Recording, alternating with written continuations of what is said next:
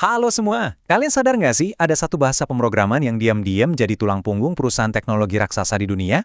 Nah, kali ini kita bakal bongkar rahasia di baliknya. Coba deh pikirin, aplikasi yang kalian pakai tiap hari, Uber, Netflix, Twitch, bahkan Google sekalipun, apa coba benang merahnya? Mereka semua, untuk layanan paling pentingnya, bergantung pada satu teknologi yang sama. Penasaran nggak apa itu? Jawabannya adalah Go, atau mungkin kalian lebih kenal dengan nama Golang.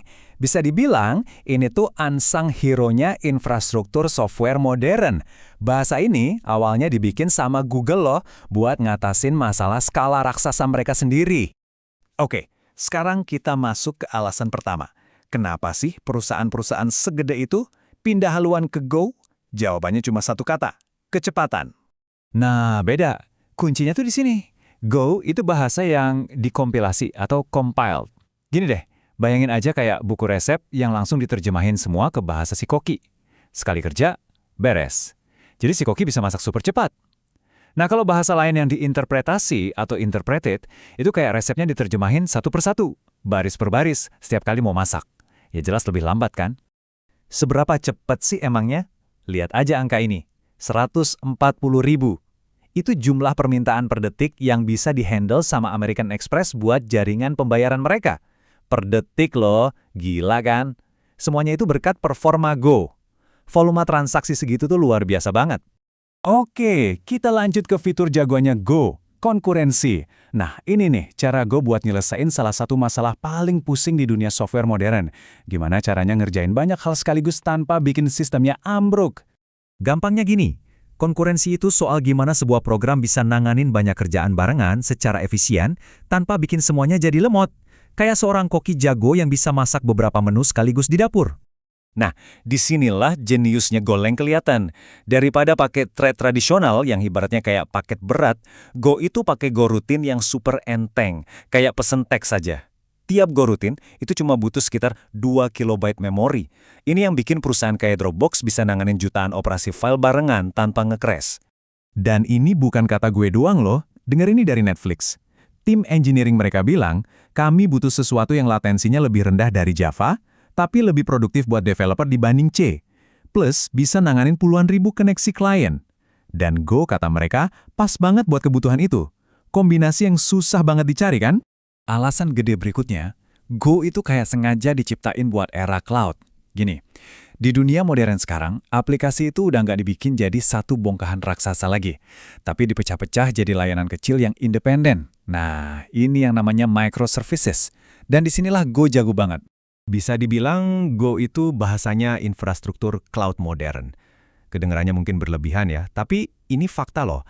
Alat-alat paling penting yang ngebangun dan ngatur internet zaman sekarang itu sebagian besar dibikin pakai Go. Coba deh pikirin, Docker buat ngemas aplikasi, Kubernetes buat ngatur semua kemasan itu secara otomatis, Terraform buat ngebangun infrastruktur pakai kode.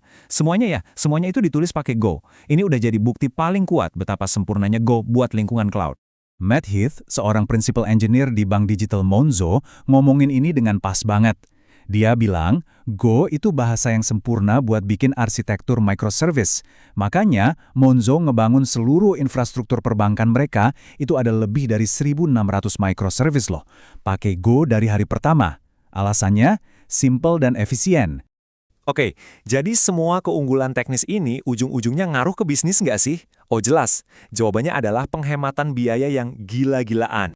Kita ambil contoh paling nyata deh, Uber. Waktu mereka ganti salah satu layanan krusial mereka dari Node.js ke Go, lihat apa yang terjadi. Penggunaan CPU-nya langsung anjlok setengahnya. Turun 50%. Ini bukan sekedar optimasi kecil-kecilan, ini penghematan yang masif. Dan buat perusahaan segede Uber, efisiensi itu artinya apa? Artinya mereka bisa mementionkan 24.000 inti CPU dari layanan-layanan top mereka.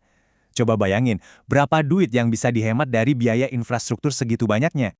Nggak cuma Uber, Bank Digital Monzo juga ngerasin hal yang sama. Mereka sukses motong biaya operasional sampai 20% setelah ngebangun platform mereka di atas Go. Jadi intinya jelas banget kan? Performa Go itu artinya penghematan duit secara langsung. Terus masa depan Go gimana? Nah, bahasa ini nggak cuma diem di zona nyamannya aja. Go udah mulai masuk ke area-area baru yang lagi naik daun. Sekarang kita lihat Go makin sering dipakai di dunia Internet of Things atau IoT, di mana kebutuhan memorinya yang kecil itu jadi nilai plus banget. Terus, Go juga makin populer buat ngedeploy model-model AI. Kenapa? Karena performanya yang cepat dan latensinya yang rendah itu krusial banget buat ngasih prediksi secara real time. Ini semua ngebawa kita ke satu pertanyaan terakhir yang cukup bikin penasaran. Dengan performa, efisiensi, dan peran sentralnya di dunia cloud, jangan-jangan kita lagi nontonin Go pelan-pelan jadi bahasa default buat ngebangun masa depan internet? Cuma waktu yang bisa jawab.